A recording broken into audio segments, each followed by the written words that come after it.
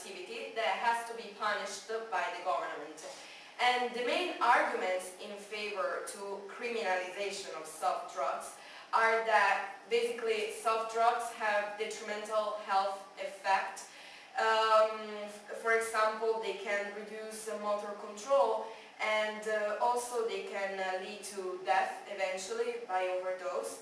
And also, so assuming soft drugs might lead to long-term measures of health, meaning that this might lead to some problems in concentrating on, for example, also in school. So also another point for criminalization of soft drugs is related to the fact that eventually more people would get addicted. So in fact, some economists demonstrated that if the prices of soft drugs would go down, that more people will be likely to have the amount of money to buy soft drugs, so they will be eventually more attracted to it. Another important point is that economists ask us not to forget about the fact that prohibition of drugs facilitates the developing countries such as Colombia, Peru, or Morocco, since they grow illegal crops. So if soft drugs would be decriminalized, it would be legalized, and then their economy would collapse at a rate of about 30% per annum. So their economy would be completely destroyed. And the last point in favor to criminalization is a little bit more abstract, but I found it really interesting, and it is related to philosophy. In fact, in secular philosophy, drug was basically, as drug is largely focused on individual or group leisure, basically drug taking is considered as a non-altruistic or selfish activity.